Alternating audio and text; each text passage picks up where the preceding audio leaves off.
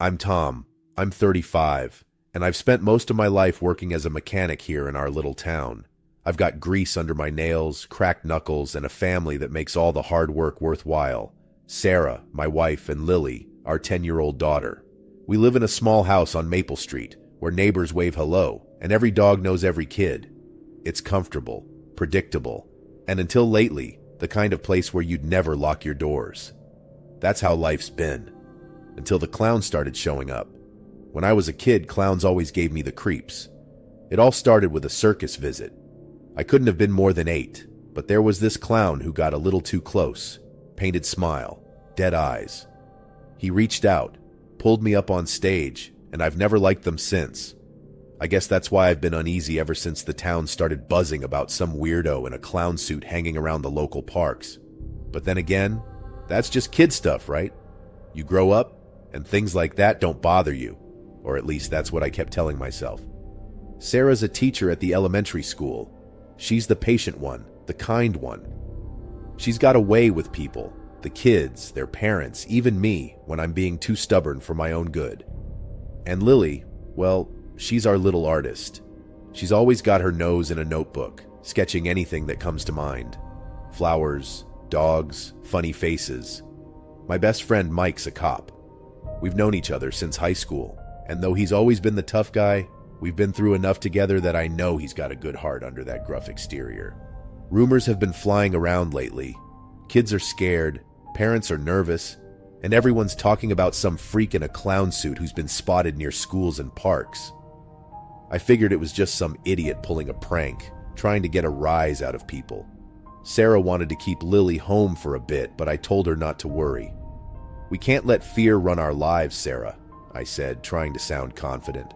But then, one night over dinner, Lily spoke up. "Dad, do clowns hurt people?" she asked, her voice small. I laughed it off, but that one hit me. I told her no, clowns were just supposed to be silly. But something in her eyes made my stomach flip. I grew up with my dad always telling me to face my fears. "You hide from something and it's got power over you," he used to say. He was tough like that, never one for coddling. Maybe that's why I kept brushing this whole clown thing off.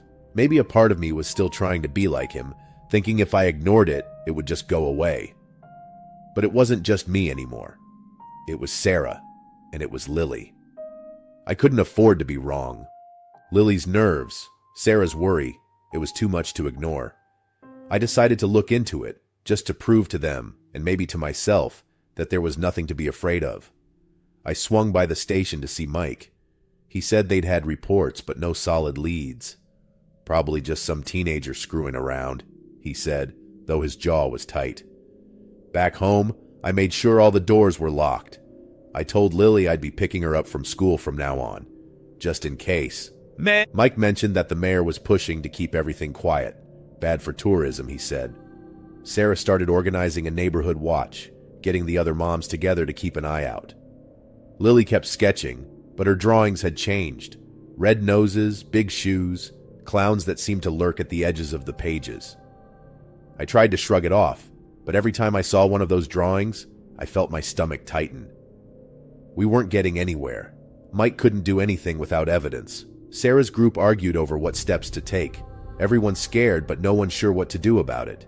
And I felt useless, watching Sarah's smile fade a little more every day, the worry lines on her face getting deeper.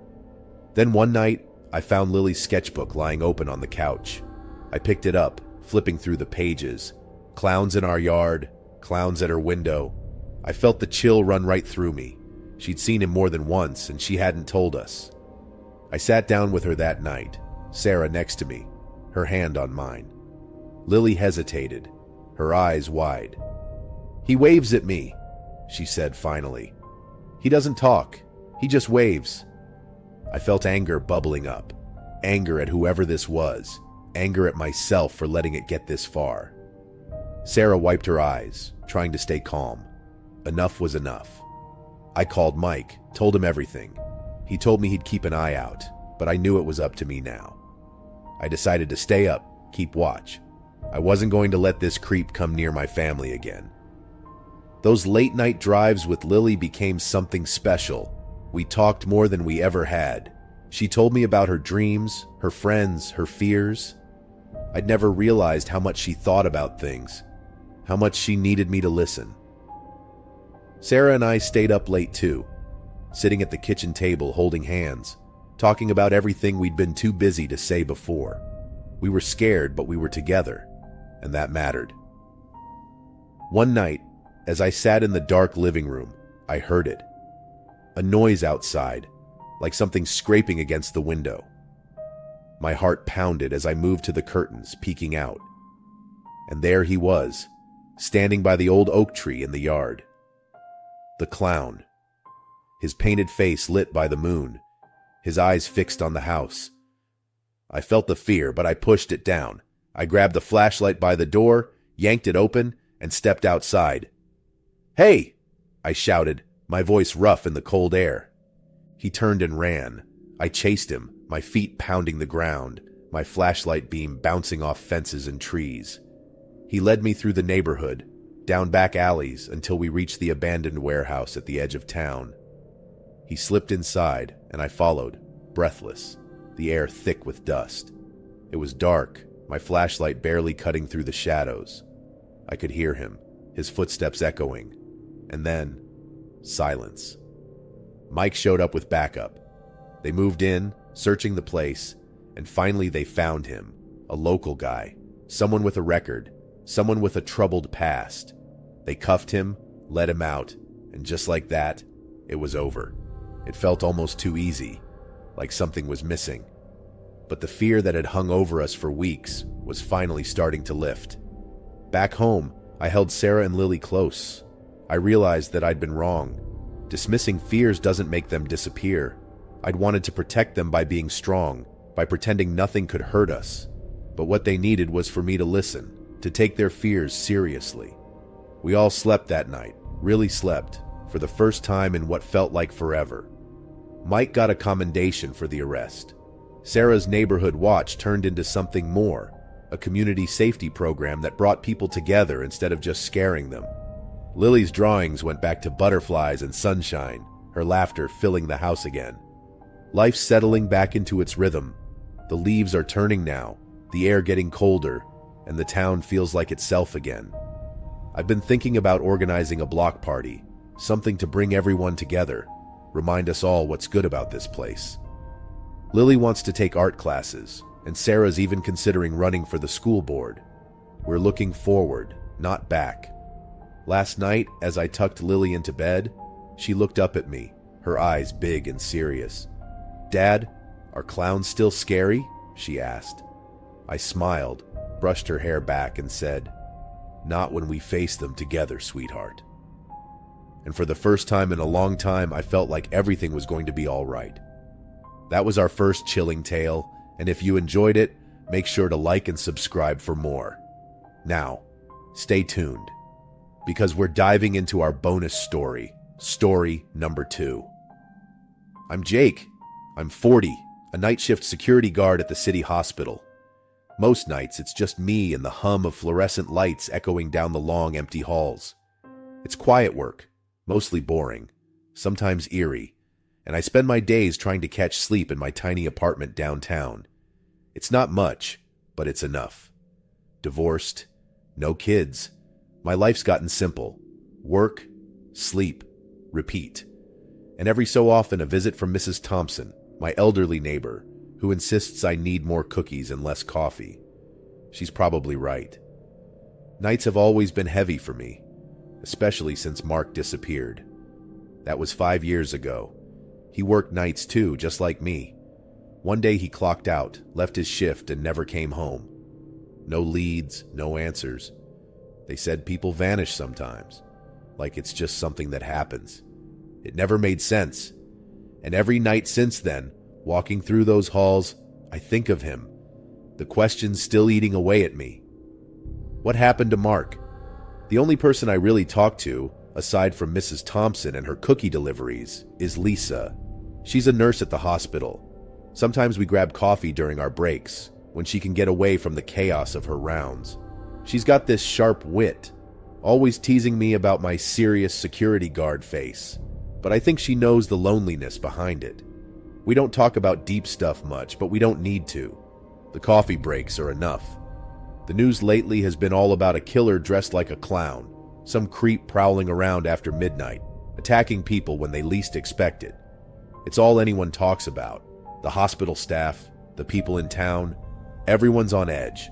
I tried to shrug it off at first, told myself it was just urban legend stuff, something for the media to sink their teeth into. But the stories were too close, too real. And the timing. It all brought me back to Mark. He disappeared after a late shift, just like these victims. And now I can't shake the feeling that maybe, just maybe, it's connected. Mrs. Thompson stopped by yesterday, pressed a little crucifix into my hand, told me to be careful. "That clown," she said, her voice trembling. "You need to stay safe, Jake." I laughed it off, but she's a sweet old lady. I put the crucifix in my pocket. No harm in a little extra luck, right? Later, during one of our coffee breaks, Lisa told me the staff were spooked. She asked if I was scared. I shook my head, but the uneasy laugh I let out probably gave me away. She just smiled, but there was something in her eyes that said she didn't believe me. Growing up, Mark was always the brave one. Halloween? He was the one who dragged me into the haunted houses, always laughing while I covered my eyes. He had this fearlessness that I envied. And now, here I am, doing the same night shifts he used to, pretending I'm not scared. But I am. Every night, I think about what happened to him. It's like carrying a weight that never gets any lighter. Another victim turned up near the hospital last week. That's when I decided to do something. Anything. I dug into the old storage boxes I kept in my closet, the ones with Mark's stuff. I found his journal, flipping through pages filled with his messy handwriting. Sketches, notes, things that didn't make sense to me. It looked like he was investigating something before he disappeared. Something he never told me about. Lisa confided in me that she's been getting strange phone calls. Heavy breathing, no words. It's shaken her up more than she lets on. Mrs. Thompson mentioned seeing a clown in the alley behind our building one night, just standing there, staring up at the windows. I could feel the unease growing. It was like everything was starting to fit together, pieces of a puzzle I didn't want to finish. The journal was hard to understand. Mark had scribbled symbols and drawn maps, his thoughts jumping from one thing to another. I tried to take it to the police, but they brushed me off. One officer even laughed, called it conspiracy theorist nonsense. I was pissed. It was my brother, and they were laughing. But late one night, as I was flipping through the journal again, I found it, a hidden pocket in the back cover. Inside was a small folded map and a key. Mark had been onto something, and it led to an address near the docks. I didn't know what to do. Part of me wanted to drop it, to put the journal back in the box and pretend I never saw the map. But I owed it to Mark. I couldn't just walk away. Lisa noticed I was distracted, more than usual. She asked if I was okay, and for once I didn't lie. I told her everything, about Mark, the journal, the map. She listened without interrupting, then nodded. "We'll figure it out," she said, her voice steady. "We'll go together." The map pointed to an old warehouse near the docks, a place that had been abandoned for years. Lisa and I sat in my apartment. The map spread out between us, trying to make sense of it. She admitted she was scared, and I confessed that I was too. It felt good saying it out loud.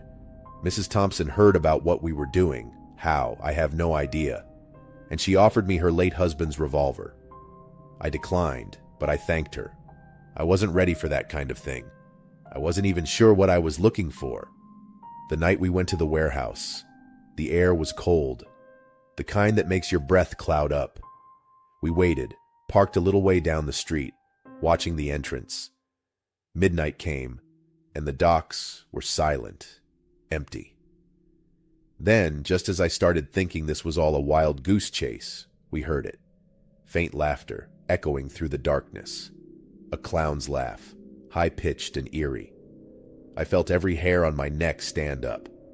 We saw him moving through the shadows, his painted face catching the moonlight. My heart pounded as I stepped out of the car. "Hey!" I yelled, and he turned. those dark eyes locking onto us for just a second before he bolted. Lisa and I chased him through the maze of alleys, my flashlight beam bouncing, our footsteps echoing off the brick walls. He was fast, too fast, and he led us deeper into the dark until we were cornered. I could hear Lisa breathing hard beside me, and then a noise, a siren, somewhere close. The clown paused, then turned and ran, dropping something as he went. I picked it up, a small, tarnished locket. It was Mark's. I knew it instantly. We took the locket to the police, and this time, they listened. Maybe it was the fear in my eyes, or maybe they finally saw the connection. They launched an investigation, increased patrols around the docks. It felt like a step forward, but I knew it wasn't over. Not yet. The next few days were a blur. Lisa and I both returned to work, but things had changed. I felt stronger somehow, like facing all of this had given me a piece of myself back. Lisa's phone calls stopped. Mrs. Thompson was relieved, made us a whole roast chicken to celebrate. The police uncovered evidence that linked the clown to other unsolved crimes. The city started to breathe a little easier. Life is slowly finding a new rhythm. I still work the night shift, but the halls feel less empty now. Lisa and I talk more, and we've even started looking into other old cases, wondering if there's more we can do. There's talk of starting a community watch, of keeping the streets safe after dark. I think Mark would have liked that. The other day, I went down to the docks, stood there where Mark was last seen. I held the locket in my hand, the metal warm from my grip. I whispered, "I won't stop until I find you." And as I stood there, the sun just starting to rise over the water, Lisa came up beside me. She didn't say anything, just squeezed my hand. Together, we watched the first light of dawn, ready to face whatever came next.